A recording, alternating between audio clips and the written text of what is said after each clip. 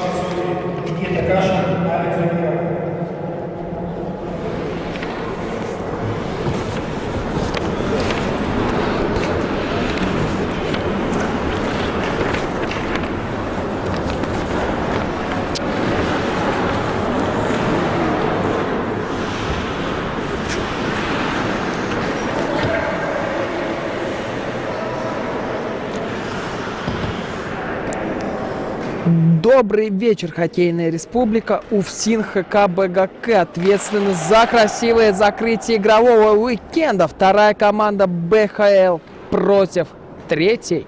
Матч несет в себе массу интриги, а значит, он получится на заглядение. УФСИН номинальный хозяин матча в темно-синих цветах. БГК гости этого противостояния, и у этого коллектива белые цвета с зеленым украшением. И коли УФСИН хозяев встречи, так и начнем знакомиться с составом хозяев.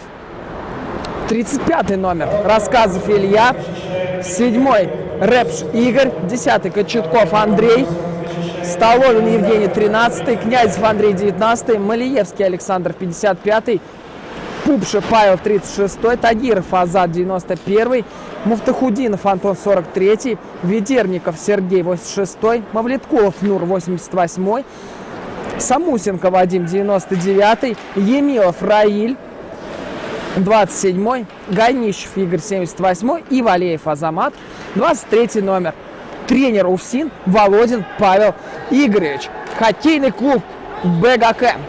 Корнилов Дмитрий, вратарь команды, 88-й номер. 4-й Асадулин Руслан, 6-й Хисамудинов Денис, 7-й Хабиров Эдуард, 9-й Казаков Николай, 13-й Озеров Андрей, 16-й номер Жуланов Андрей, 17-й Габдулин Владислав, 18-й Усманов Рустам, 20-й номер Пехенько Олег, 21-й Габидулин Наиль, 27-й Каров Александр, 28-й Емалдинов Альберт, 42-й Вербин Сергей, 60-й номер Хамитов Камиль и 86-й Азнаев Марат. Для вас на этой встрече работает творческая бригада в лицах оператора и режиссер трансляции Анатолия Зотова, оператор Татьяна Зотова и комментатор Ильи Антипина. Познакомились с составами, себя тоже представили, а значит, все внимание на третий матч игрового дня Башкирской хоккейной лиги. Сегодня все результаты исключительно разгромные. АО «Бэск» переиграл Уралец со счетом 5-1. Транснефть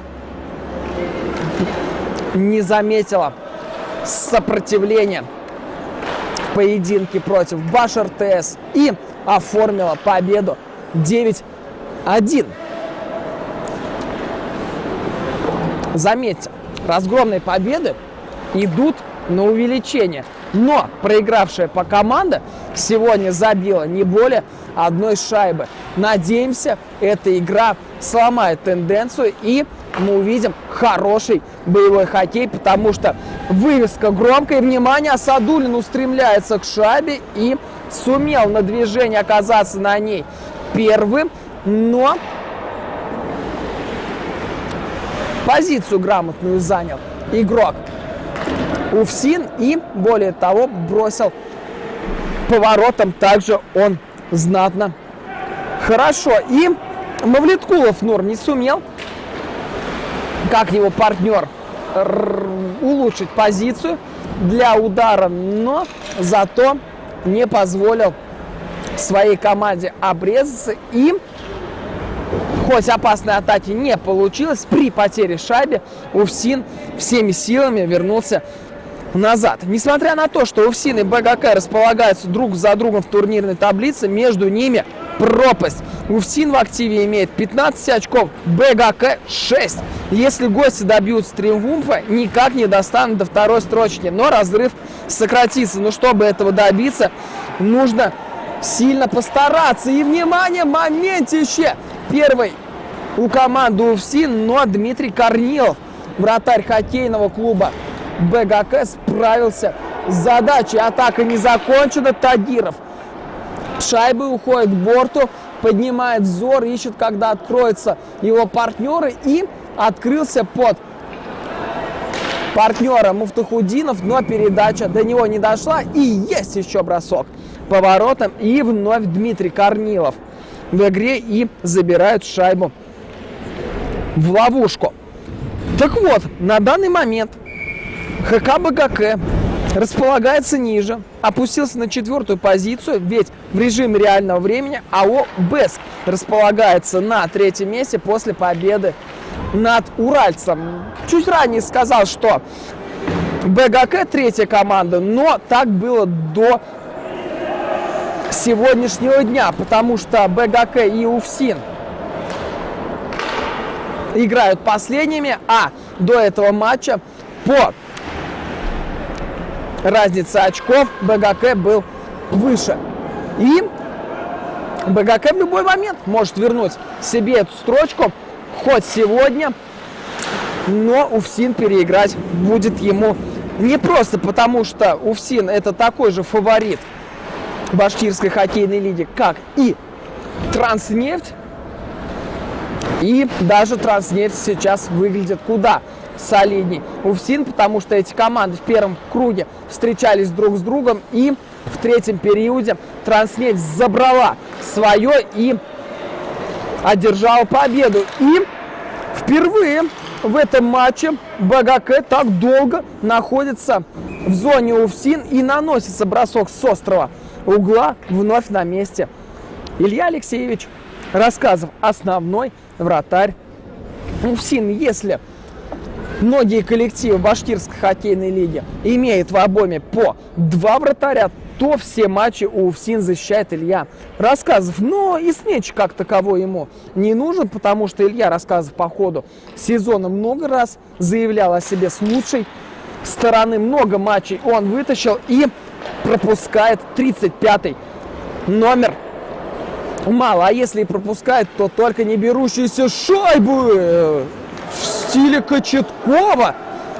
Сыграл только что Дмитрий Корнилов, и 2 под синюю линию не отправил он шайбу, и тут же выручает он свою команду в непростой для себя момент, потому что бросок наносился с очень близкой дистанции, как, например, сейчас, и гол! 1-0! УФСИН забирает свое, и Тагиров Азат открывает счет в матче. Если с первой попытки УФСИН не забил в похожей ситуации, то Тагиров на сей раз бросил не низом, а отправил шайбу над перекладиной. И Корнилу здесь вопросов быть не может, потому что вновь защита действует не лучшим образом. Почему-то так вольно разрешает нападающему резать угол, смещаться на пятак и так вольно бросать. Понятное дело, что рано или поздно это должно было случиться. УФСИН забивает за 10,5 минут до конца первого периода, и так оно бывает. Не забиваешь ты, забивает тебе. Хоккейная команда БГК много владела шайбой эпизодом ранее, но довести до опасного эпизода не получилось. Дмитрий Корнилов в очередной раз выручил команду, прервал передачу, и Габдуллин набирает ход по флангу, против него Князев, и Князев одерживает победу в дуэли с Габдуллиным и вывел шайбу, и внимание, выход 1-0, внимание, есть заход на вторую шайбу, и Корнилов дважды подряд переигрывает он быстроногого Раиля Емилова и не позволяет УФСИНу сделать счет 2-0. А теперь представьте, если бы сейчас хозяева выстрелили дуплетом буквально за минуту-две, и как бы дальше уже игра пошла, большой-большой вопрос. Потому что сегодня та команда, которая забивает первая, она и побеждает. Как мы видим, УФСИН отличился, и по логике сегодняшнего дня хозяева должны забрать победу, но хоккей штука непредсказуемая. БГК это очень боеспособный коллектив, и борьбу он навязывать умеет, неправильный ход в зону. Жуланов вошел с шайбой после Габдуллина, и это вне игры. В первом круге БГК и УФСИН встречались друг с другом. Поединок выдался очень жарким, и УФСИН в непростой перестрелке забрал победу 3-1. Лучшая возможность для реванша. Отрадно, что по регламенту башкирской хоккейной лиги регулярка проходит в 2 круга.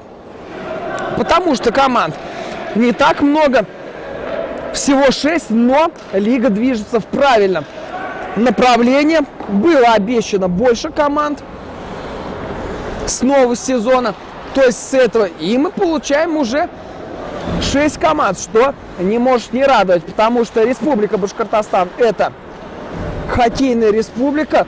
Хоккей здесь на первом месте, футбол на втором. На хоккей ходят все, потому что Салават Юлаев под предводительством Виктора Николаевича Козлова вернулся в лучшую форму и на Востоке штурмует лидирующие позиции и раз за разом одержит победу. И это не может не радовать. И болельщики любят ходить на хоккей, и места на Уфа-арене практически всегда заполнены до отказа. Не сказать точно такое про «Нефтяник», потому что футбол в Республике Башкортостан развивается пока только любительский, профессиональный находится в упадке, и трибуны «Нефтяника» не заполняются. Да и в лучшие времена редко когда на футбол у нас ходили. И Рассказов Илья дважды подряд выручает свою команду, не сумел на добивании должным образом сыграть Андрей Жуланов. И, внимание, есть еще одна возможность добивания. Жуланов на пятаке, но Илья Рассказов, кто, если не он, выручит свой коллектив и забрал шайбу. Он в непростой момент. Пересменка у команд. 4 игрока на данный момент находятся на льду у УФСИН, и 5-й также появляется. Редко бывают такие случаи в башкирской хоккейной лиге, когда команда выходит на лед вчетвером, а 5-й игрок забывает такие моменты. Но ничего страшного бывает. И такое судьи бдительны и следят внимательно за сменками. Емилов нанес могучий бросок с кистей, но Корнилова такими задачами не напугать. Грамотную позицию занял и справился с задачей. Кочетков входит в зону, но останавливается он на Александре Корове. Емилов передачу в центр. Неужели в стиле Криштиану Роналду пяткой хотел переправить шайбу в сторону ворот коньком хоккеист УФСИН? Не получилось это сделать, зато едва-едва с острого угла Марат Азнаев не создал опасный момент, но Илья Рассказов, как всегда, на чеку, прижал шайбу он ко льду и остановил встречу. Очередное вбрасывание в зоне УФСИН. Мы наблюдаем скорее за повторением противостояния первого круга, потому что здесь разгрома не ожидается, по крайней мере, на данный момент. Недаром я говорю, что хоккей штука непредсказуемая, но продолжу я свою мысль.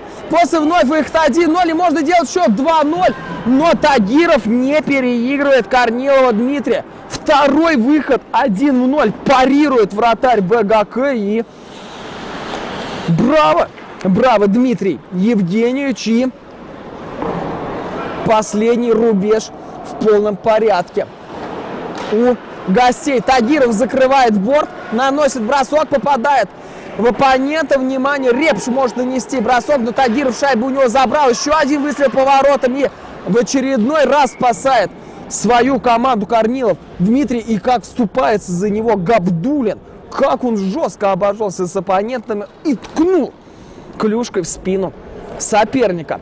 Так вот, недаром я начал мысль о том, что хоккей штука непредсказуемая, и развивал я эту мысль в предыдущих сегодняшних матчах. Дело в том, что УФСИН в этом сезоне мог стать первой командой, кто бы отобрал очки у Транснефти. После 2 периодов ввел он в матче с лидером, но третий период стал переломным для Транснефти, и забрала она победу. 4-2, внимание, можно забивать вторую шайбу, но не оказывается.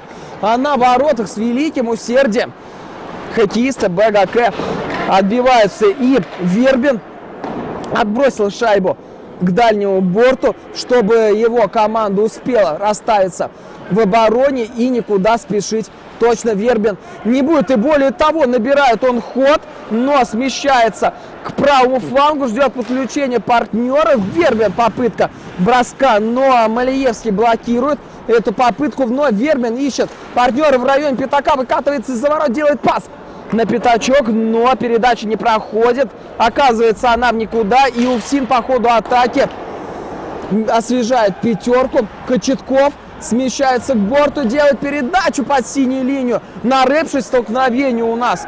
Там и Репш встает на ноги. Габдуллин может сделать длинную передачу на Вербина на противоположный фланг, но это было сделать неимоверно сложно, потому что Сергей попал под прессинг партнеров и не видел он спиной противоположный фланг, который был свободен. Но не беда, у БГК еще будут моменты, а тем временем Хабиров отыгрывается на коротке с партнером, и атаку не удалось начать БКК, зато шайбу перехватывают гости, Азнаев отыгрывается с Коровом, а Садулин открывается по флангу, но следует бросок, и вновь на месте Илья Рассказов.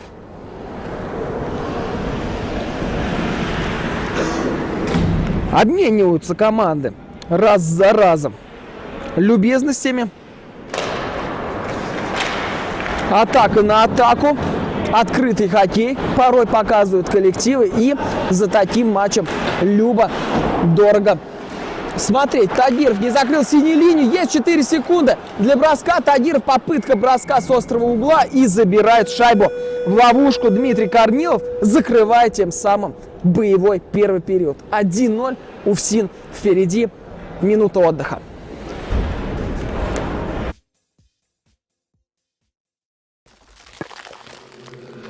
Let's go.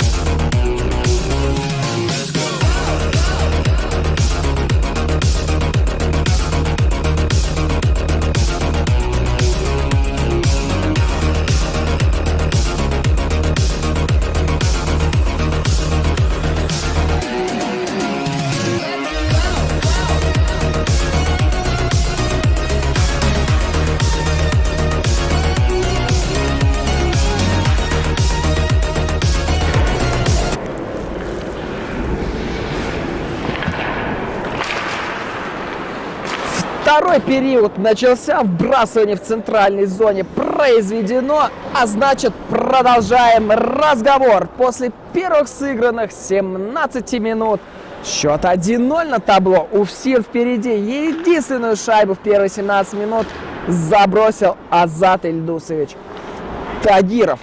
Прекрасную шайбу забил, выкатился с фланга, сместился в центр и переиграл в ближнем бою Дмитрия Корнилова, который показывает великолепную игру. На ленточке Дмитрий Корнилов совершил уйму спасений в первом периоде, и благодаря ему БГК пропустил всего лишь одну шайбу. Теряет равновесие Жуланов и может воспользоваться этим Уфсин, пока Жуланов возвращается в зону. 4 игрока у гостей остается на своей территории, но все, не воспользовались этим хозяева и начинают новую атаку. Тагиров, один из самых активных сегодняшней встречи нападающий, много берет игру на себя, инициативный хоккеист, быстрое катание, у него здорово владеет он своими физическими данными, и не так просто отобрать у него шайбу. И 1 в 1 защитникам Тагирова лучше не оставлять, необходимо действовать на подстраховке, чтобы точно остановить Азата. Дмитрий Корнилов в первом периоде справился с 2 выходами 1-0. Никто из игроков Уфсин в ближнем бою переиграть не сумел, и необходимо БГК благодарить своего стража ворот за то, что он делает большой вклад в игру. Но и Рассказова, основного голкипера Уфсин, так просто не переиграть. Илья в первом периоде тоже потрудился на славу, и только благодаря ему Нолик красуется на табло у БГК. Нолик в районе шайб, потому что нолик в районе удаления — это хорошо. Это такое стечение обстоятельств, конечно, радует глаз. Хотя кому как. Например, Транснефть сегодня ни одного гола не забила в большинстве, зато дважды отметилась в меньшинстве и могло показать, что в меньшинстве им гораздо комфортнее играть, чем в равных составах. И вот он момент у БГК после перерыва, и вновь Илья Рассказов на высоте. Срывает он опаснейший бросок Корова с ближней дистанции. И неизвестно, как БГК будет скрывать этого голкипера. Освежается пятерка у УФСИН под чутким руководством Павла Игоревича. И более того, тренер хозяев не расстается с игровым планшетом. И в случае чего он вооружается им и показывает своим подопечным. Ровно так же, как и тренер штаб БГК. Внимание, красотища! Какие шедевры сегодня кладут хоккеисты УФСИН. Евгений Столовин забросил практически такую же шайбу, что и Тагиров. В первом периоде все в одиночку сделал. Он не стал ни с кем делиться с шайбой. Резко взял курс направо, резко сместился в центр и послал шайбу в дальний угол. 2-0. Преимущество укрепляется. Неужели сегодня день разгромов? И неужели сегодня УФСИН тоже пойдет по стопам АО БЭСК и Транснефти? И на Уфа-арене подтверждается информация о том, что Столовин забросил вторую шайбу. Жуланов бросает в створ на месте. Илья Рассказов на подборе. Хоккеисты гостей. Сильный прострел на пятачок от Габидулина. От Габидулина, да, на Илин, но передача не прошла, потому что шайба изменила траекторию после контакта с коньками. Шикарный перевод под синюю линию. Остается в воротах Илья Рассказов. Не стал он выходить из владения и неправильный вход в зону. А жаль. Великолепная передача через все поле, и, к сожалению, она оказалась неточной. УФСИН по ходу сезона одержал все 5 побед в основное время и потерпел единственное поражение от Транснефти. Об этой игре мы, к слову, и говорили уже в первом периоде. У УФСИН вторая атака в лиге. 37 голов забито в 6 играх. При этом по этому компоненту отстают от Транснефтин 12 голов. Внимание, можно забивать. Но вновь Илья Рассказов на высоте делает все, чтобы оставить ворота вне прикосновенности. Емилов наброс в сторону ворот из-под Пехенько.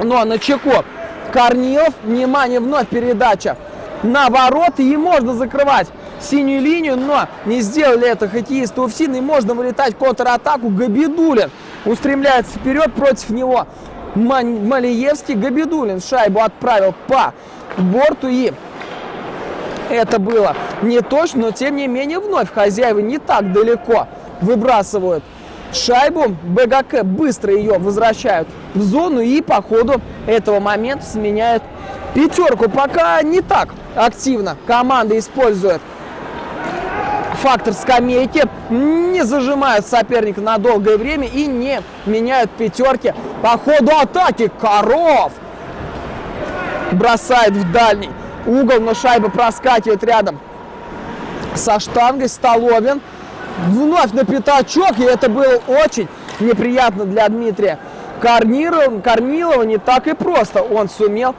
шайбу отбить в поле. Внимание, Габидулин бросает, и как изящно вылавливает шайбу ловушка Илья Рассказов. Если многие вратари отталкиваются от льда телом, либо отражают бросок в сторону, либо прижимают ее к груди, то Илья Рассказов остался на коньках, выбросил ловушку влево от себя сторону, левой рукой, логично, что? И вот так красиво спас свои Ворота, внимание, вновь Тагиров с шайбой отдает передачу на Игоря Гайнищева, но Игорь к такому повороту был не готов. Внимание, Коров, передача в центр не проходит, она сам бросает Коров, Азнаев с шайбой теряет тем временем равновесие защитник. УФСИН, внимание, бросок от синей линии, есть подставление и вновь не точно. Внимание, вновь Тагиров улетает от защитников и третий выход 1-0. Берет Дмитрий Корнилов, фантастика. Что за стена в воротах у БГК? Но этот матч, к слову, подтверждает еще одну интересную деталь в том, что каждая команда в своем составе имеет классного вратаря. Внимание, Тагиров, передача в центр, но неудобно она получилась для Пупшева Павла, и не сумел Павел изловчиться, подстроиться под эту передачу и бросить с неудобной руки. Так вот, атака УФСИН вторая по эффективности. 37 голов в 6 играх, в среднем за матч забивают 6 шайб. И пока далеки они от этого показателя, потому что Дмитрий Корнилов в очередной раз зафиксировал шайбу. И обратите внимание, какая пропасть по результативности между Транснефтью и УФСИНом, и какая пропасть между УФСИНом и Уральцем. У Уральца 23 заброшенные шайбы было до сегодняшнего дня. Сегодня они забили 24-й. У УФСИНа уже 39 голов. В сезоне могут забить юбилейный 40-й сейчас. Так оно и есть. Точно под перекладину. Вынимай. Столовин оформляет дубль. Какой же мастер нападающий у УФСИН. Вторую шайбу какую положил. И сейчас с кистей под перекладину. Это шедевр. Поздравляем УФСИН с 40-й шайбой. И увеличивают они отрыв по результативности от уральца. И теперь разрыв между ними. Сколько? Правильно, 16 голов. 3-0 за 6,5 минут до конца второго периода. И мы видим, как УФСИН потихоньку начинает укреплять преимущество. Потихоньку они забирают эту игру. И БГК необходимо не то перестраивать, не то по ходу игры как-то стараться наладить реализацию. Но в моменты у команды есть, и первый гол должен был случиться сейчас, но вновь выручает свою команду в тяжелейшей ситуации Илья Рассказов. Сумел он быстро переместиться к ближней штанге и зафиксировать бросок. Браво, Илья Рассказов. Просто браво. Так вот, можно было сказать, что у БГК страдает реализация. В теории да, потому что моменты есть, броски есть, реализация хромает. Но извините меня, как ее наладить, когда Рассказов берет все возможное и невозможное? Вот кто ответит на этот вопрос? Нападающие, например, не знают ответов. Защитники тоже стараются бросить от синей линии, но мало что получается. Можно в таких моментах растащить вратаря, положить его на лед и командными усилиями забросить шайбу в незащищенный угол. Внимание, Тагиров, вновь выход один. В ноль забивает Тагиров! Забивает он! И все-таки удалось реализовать УФСИНу выход 1-0. Если можно так назвать, потому что Тагиров не летел прямолинейно к владениям Корнилова. Он сместился в левую от себя сторону и хлестко пробил в девятку. Такие броски не берутся, они из разряда мертвых, но дублями играет УФСИН. Дубль у Столовина и дубль у Тагирова. Но вновь, что за украшение матча? Что за взятие ворот? Это очень круто. 4-0. И теперь дела БКК становятся еще тяжелее. И, внимание, вновь бросок от синей линии. Так вот, говорил я про то, как можно, рассказывал, постараться пробить, если не работают такие методы, не работают набросы от синей линии, как этот можно, например, командными действиями вратаря переиграть. Но опять же, защитники тоже не дают это сделать, потому что они встречают оппонента высоко, автобус УФСИН не ставят, не прижимается к владению и также выдвигаются на бросок также своевременно. У БГК не получается ловить УФСИН на контратаку, потому что даже сейчас, опять же, нападающий УФСИН стремился вылететь 1-0 с Корниловым. Отклеился Андрей Кочетков от защитников, но передача оказалась для него слишком сильной, чтобы ее принять. И вот, обратите внимание, у УФСИНа проблем с контратаками нет. Кочетков вместе с Емилом устремляются к воротам, бросок по воротам, браво, Корнилов! Браво, Корнилов, не сумел Емилов, Раиль его переиграть и удаление в матче. Первое во втором периоде. И сейчас таки мы узнаем, кто отправится на скамейку штрафников. За нарушение численного состава команда УФСИН наказана малым скамеечным штрафом. Вот так даже, не было никакой задержки. Клюшкой, как могло мне показаться изначально, вполне распространенная ситуация для любительского хоккея. Не разобрались с пересменками игроки УФСИН, и на 2 минуты отправляется Игорь Гайничев на 2 минуты отбывать командный штраф. Для БГК это лучшая возможность вернуться в игру. Есть большинство, придут и моменты. Но опять же, для начала необходимо наладить передачи. И как раз таки об этом говорит Коров, подсказывая подопечным. Тагиров вновь не замечает. Он сопротивление, Корнилов выручает. Ловушкой отбивает бросок. Ну что делает Тагиров? Как с ним справиться? Неужели всей пятеркой держать эту машину? А по-другому я Азата назвать не могу. Убийственная стартовая скорость у этого нападающего. Он просто за менее чем секунду улетает от защитников. Такое возможно только на высочайшем уровне. А это означает одно. У Тагирова потрясающая хоккейная школа. Не знаю точно я,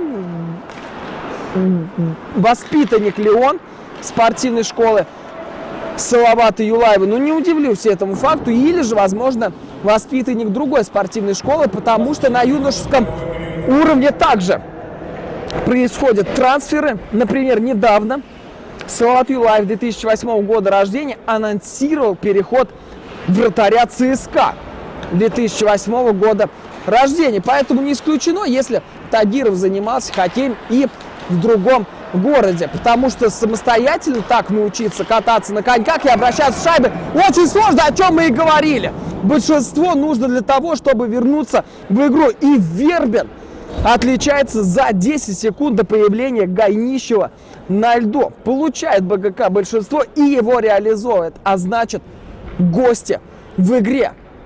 4-1. Не удалось рассказу выйти сухим из воды, как бы он не старался. И вбрасывание в зоне центральной будет. Но успеют ли его произвести команды или нет? Возможно, это вбрасывание станет формальностью. Все. И его не стало, потому что перерыв. 4-1. УФСИН впереди. Через минуту возвращаемся и наблюдаем за судьбоносным третьим периодом.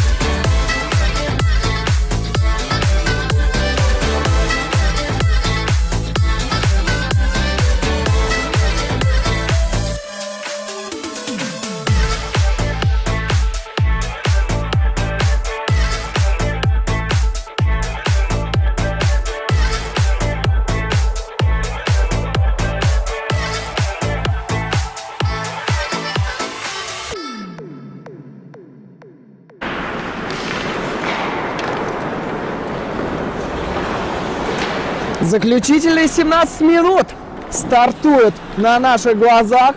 УФСИН против БГК 4-1. Гости сумели отметиться голом в раздевалку, сумели реализовать большинство и вернулись в игру.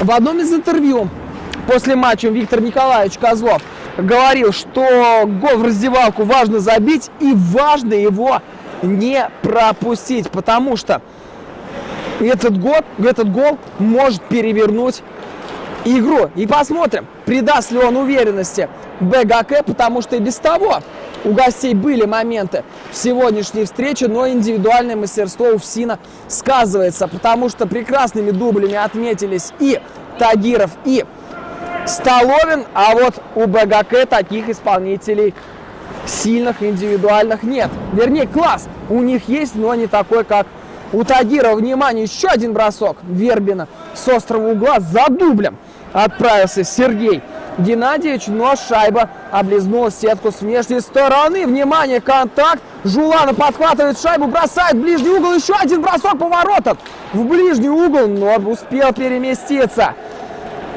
Илья Рассказов и сохранить ворота в неприкосновенности. Еще один бросок по воротам, и Столовин отрабатывает в обороне и выбрасывает шайбу едва ли не в створ, но шайба катилась точно по льду, и Корнилов Дмитрий ее забрал. Был и такой случай в НХЛ, когда, по-моему, Нэшвилл огорчил Тампа Бэй Лайтнинг. Вот в аналогичном эпизоде.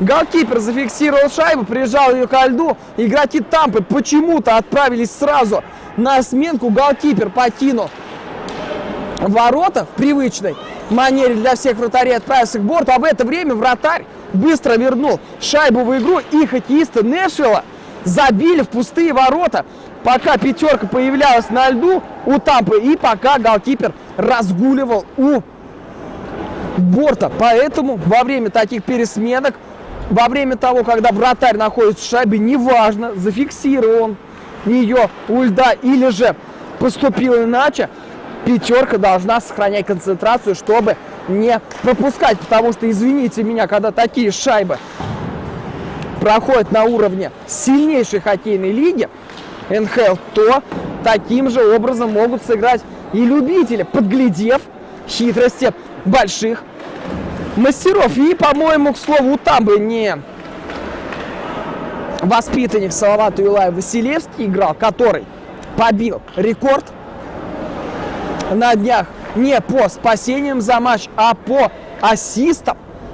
Да, Андрей Василевский у нас умеет все: и быть лучшим вратарем НХЛ по спасениям, и раздавать голевые передачи. Внимание, рискованно защитники УФСИН действуют у своих ворот, и едва за эту самоуверенность Владислав Габдуллин не наказал оппонента. Башкирская генерирующая компания БГК – одна из крупнейших региональных энергетических компаний России. Занимается производством электрической и тепловой энергии. Объединяет 20 крупных и малых электростанций на территории Башкирии. ГРЭС, ТЭЦ, ТЭС и ГЭС Ветропарк. Также координирует работу дочерних предприятий. Здорово, что все больше компаний и предприятий помимо своей профессиональной деятельности занимается развитием спорта. Внимание, бросок по воротам, и Корнилов на месте, и закипают у нас страсти. На пятаке Рэпш схлестнулся с Владиславом Габдуллиным. Габдуллину не понравилось то, как нападающий УФСИН дерзко действовал против Корнилова, уже прижавшего шайбу к воротам, и потолкались корпусами мускулистые мужчины. Но потолкались, да и перестали. Хоккей — эмоциональная игра. После игры главное друг другу пожать руки и все оставить на льду, потому что эмоции часто берут вверх, и порой случаются такие стычки абсолютно на разных уровнях хоккея. Например, в КХЛ это может вылиться в драку 1 на 1. Внимание, бросок поворотом, верхом. Не стал садиться Илья Рассказов. Раньше времени оказался прав, потому что плечом отразил бросок. Но, к слову, про драки. КХЛ в этом сезоне это даже стало элементом шоу, потому что все чаще мы замечаем, как после кулачных боев хоккеисты жмут друг другу руки и никакой обиды не таят. Главное, чтобы это не переросло в жуткие травмы, как в одной встрече с СКА, когда хоккеист питерского клуба уже оказывался на льду, оппонент его добивал и по итогу рассек голову так, что шрам останется у него надолго. Не помню точно героев той стычки, но даже после такого эпизода хоккеисты тут же пожали друг другу руки, и только Ротенберг, главный тренер СКА, оказался в ярости после этой драки и разбрасывал гневные речи, говоря, что судьи непрофессиональные в континентальной хоккейной лиге. Если так бы и смотрели за эпизодом, то так далеко и недалеко и до убийства. Спорное на самом деле заявление, потому что тренер СКА в этом сезоне много чем недоволен, но это его право, потому что рулевой питерских армейцев порой выдает жаркие высказывания, разогревающие территорию СМИ и поднимая жаркие дискуссии среди болельщиков. Вот такой вот тренер, который умеет работать не только с командой, но и умеет работать над медиа репутацией. Внимание, с кистей Казаков наносит бросок, но его выстрел заблокирует. Шикарная передача на Габидуллина на синюю линию. Тот бросает в касание и принимает бросок на себя Пупшев. Мы видим также, что хоккеисты следят за экипировкой, за лицом, и практически почти все хоккеисты имеют защитную решетку, которая в профессиональном хоккее снимается с игрока в 18-летнем возрасте. Это в первую очередь полезно для зубов, чтобы они оставались на месте. Можно, конечно, повторить Александра Овечкина, который уже сам называет это его фирменный жест. Внимание, а теперь фирменный выход Тагирова. И Уфсин в контратаку. Тагиров против Корнилова. Есть пятая шайба. Заталкивает Азат ее после передачи Гайнищеву. Игорь только собирался я сказать, что Корнилов зафиксировал шайбу, записал еще одно спасение, но Дмитрий не доиграл этот эпизод до конца, переиграл его Азат Тагиров, который быстро подлетел к стражу ворот БГК и затолкал пятую шайбу в ворота. 7,5 минут до конца, пока будем говорить, третьего периода, но с большой долей вероятности и столько же времени осталось до конца матча. И так оно на деле и будет, если БГК не усилит давление в чужой. Габдуллин отправился на скамейку штрафников. Да, созвучные фамилии есть в команде БГК, например, под 17 номером, как мы знаем, выступает Владислав Габдуллин, а под 21 номером Наиль Габидуллин. Вот на скамейке Владислав Габдуллин как раз-таки и находится. Рэпш, капитан команды, разгоняет атаку, не спеша, не торопясь. Уфсин торопиться некуда, но опять, дорогие друзья, что сегодня за день? Разгром на разгроме. Именно с таким счетом Бэск переиграл Уралец.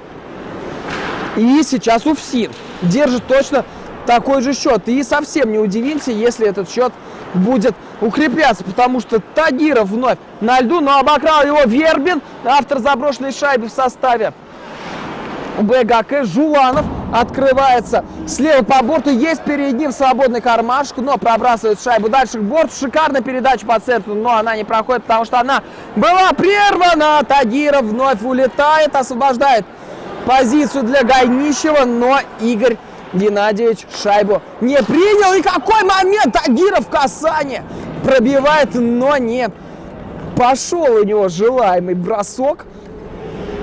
Видно, как шайба сорвалась с крюка, но тем не менее пошла она в створ. И это не отменяет уровень мастерства Дмитрия Корнилова.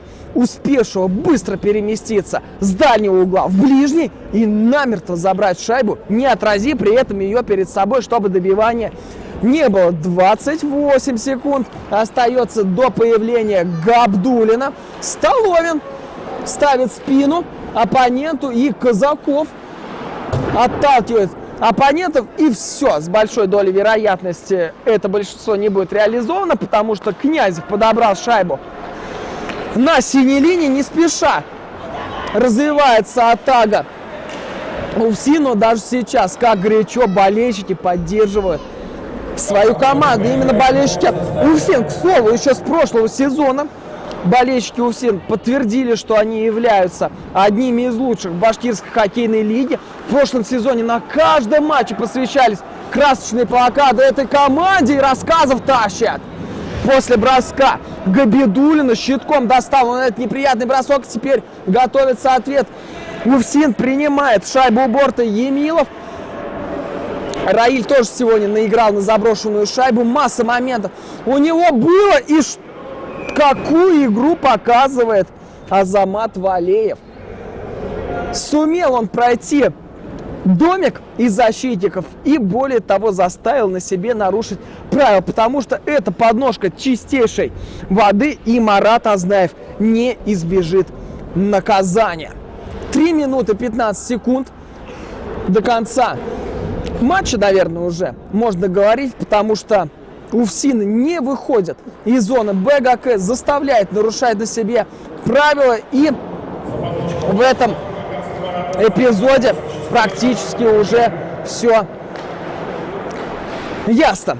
Неизвестно только одно: с каким счетом завершится баталия, и еще одно удаление у БГК, и втроем будут играть гости.